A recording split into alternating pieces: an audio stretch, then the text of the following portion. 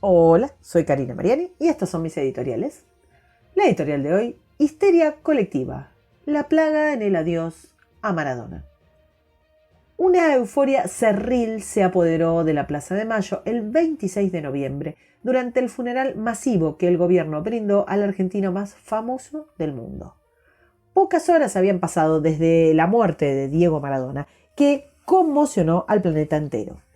Una noticia de tal envergadura, una vidriera tan extraordinaria, esa posibilidad de protagonizar el evento con mayor cobertura del siglo. Demasiadas sirenas cantando y pocos Ulises a bordo. El desenlace tristemente fue homérico. Lo que pasó en Buenos Aires durante el homenaje funerario a Maradona, más que una metáfora, fue un amasijo de conceptos robados al psicoanálisis. Los desbordes, las vergüenzas, los enfrentamientos y el revoleo impúdico de culpas no hicieron más que exponer los desórdenes emocionales de una enfermedad psicogénica de masas que casualmente se plasmó en esas pantallas que, ojo, iban a servir para vanagloriarse y que terminaron sirviendo solamente para vejar. Una histeria colectiva tan difícil de explicar como de disimular. Sucedió en el año 1518 que cierta mañana de julio la señora Frau Truffaut salió por las calles de la ciudad, Estrasburgo, bailando frenéticamente. La pobre Frau no parecía poder parar de bailar y continuó así varios días con sus noches. El dolor se reflejaba, pobre mujer, en su cara, producto del esfuerzo sobrehumano que su voluntad no podía dominar. Horas después, un vecino se unió a su baile y antes de que termine la semana, más de 30 personas bailaban día y noche con iguales dolorosas consecuencias. La horda danzante sufría sus bajas, claramente, ya que los bailarines caían muertos cuando el corazón o los pulmones dejaban de responderles, además de que sufrieron derrames cerebrales y otras dolencias de inmensa gravedad. Más de 400 personas fueron infectadas por la plaga de la danza, que afectó a Estrasburgo y que se convirtió en un caso modélico de la historia de las histerias colectivas.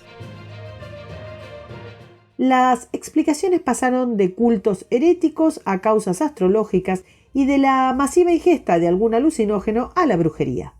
Pero si dejamos las teorías mágicas de lado, lo cierto es que la población venía de una serie de sufrimientos concatenados muy terribles, hambrunas, pestes, invasiones y guerras que habían sometido a los habitantes del poblado a un estrés intolerable.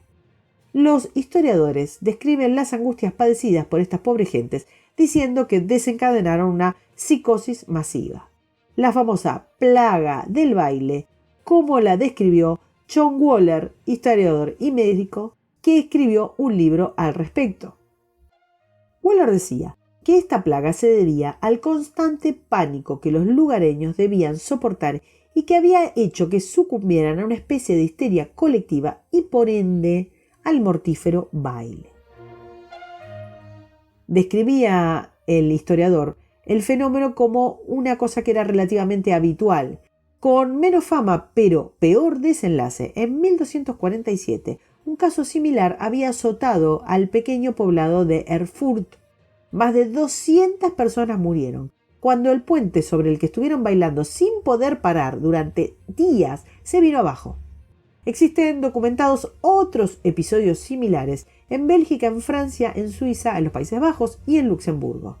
La histeria colectiva por Waller explicada sería un fenómeno catártico que transmite a un determinado grupo la ilusión de una amenaza o dolencia, real o imaginaria, no importa, como resultado de la exposición de esa población, de ese grupo, a un estrés que no pueden manejar. De la histeria velatoria de la Plaza de Mayo abundan imágenes y videos, hay de todo. Gente jugando picaditos y vivando goles a unas fuerzas de seguridad que suponen sus rivales. Hay pugos y cánticos contra los ingleses, en atrevida elipsis histórica que difícilmente los protagonistas conozcan. Hay multitudes subidas a las rejas pasando niños por arriba de vallas de más de 3 metros. Hay gastronomía callejera improvisada y hay muchísimo alcohol. Las escenas de corridas, coros, danzas acuáticas en el interior de la Casa Rosada, a la que tomaron por asalto, son enormes. Hay aluviones jocosos con piedrazos, hay camisetas revoleadas arriba del cajón, hay gases y balas de goma, y hay formaciones de policías con escudos que cubren las calles. Hay bravuconadas contra cualquier uniforme, hay redadas, hay cortejo en medio de una autopista a la que se aventuraron a pie entre los autos.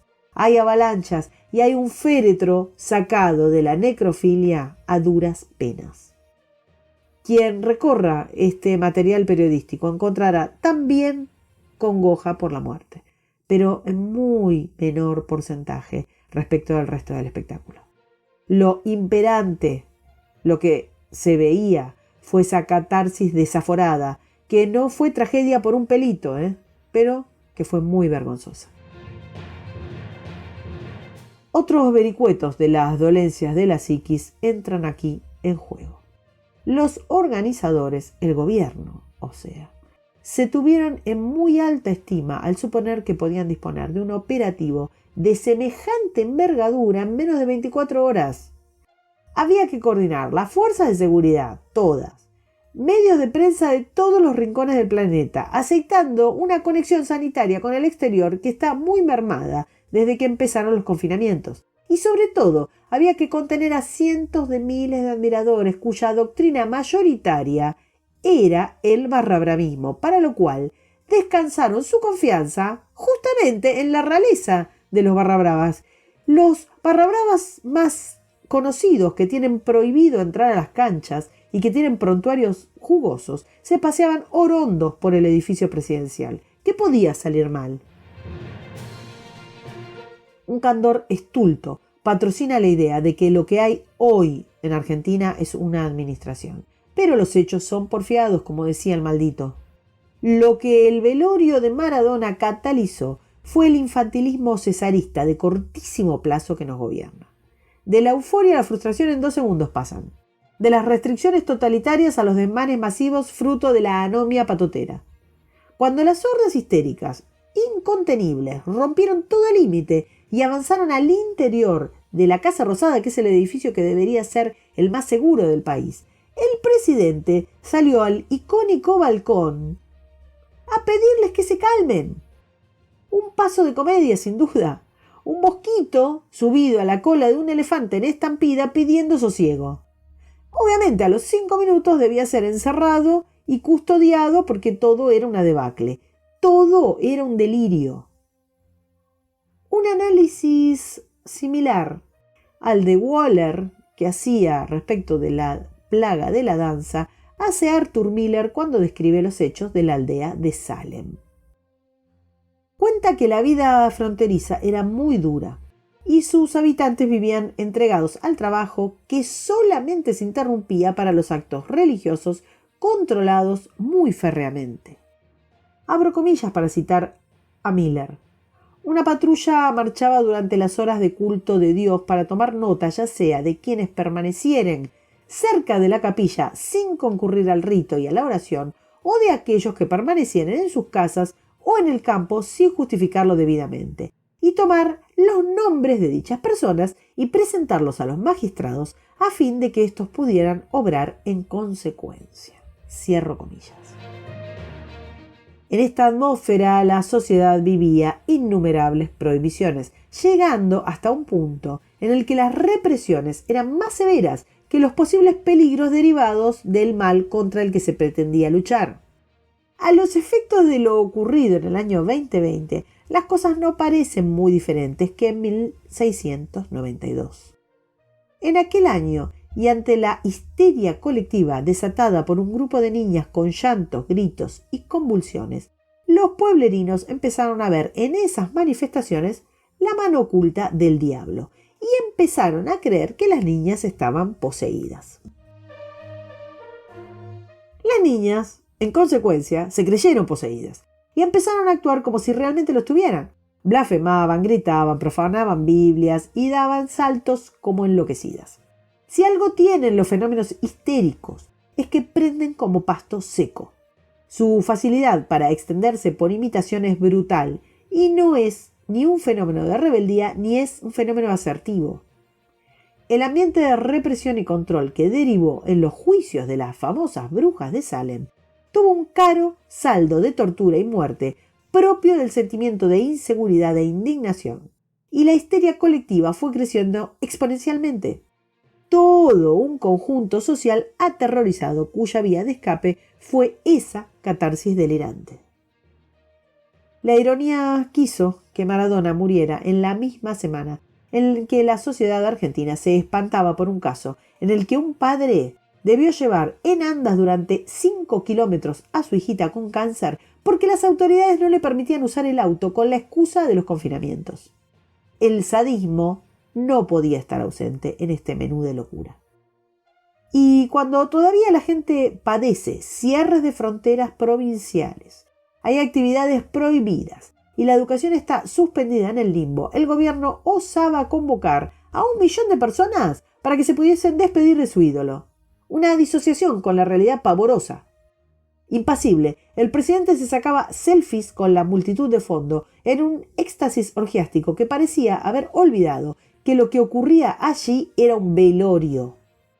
Nunca fue tan patente que las reglas eran vacuas y estamentarias. La euforia, acumulada durante 9 meses, se había disparado en todas las direcciones. Ya todo desmadrado, las autoridades deslindaron responsabilidades, como siempre, esta vez en la familia del ex futbolista fallecido.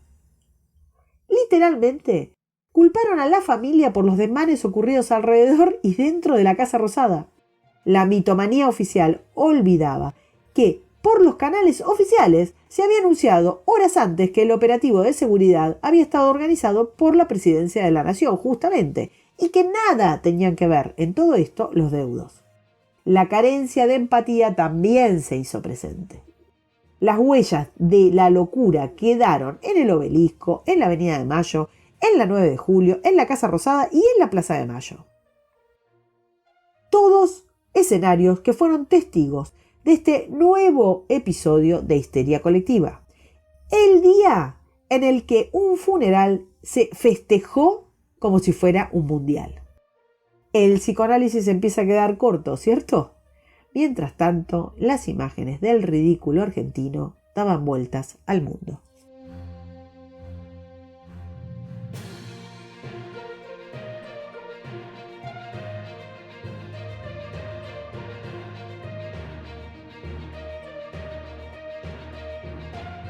Para escuchar las editoriales del domingo, suscríbete, compartilo, me gustealo y nos vemos en la próxima. Gran abrazo.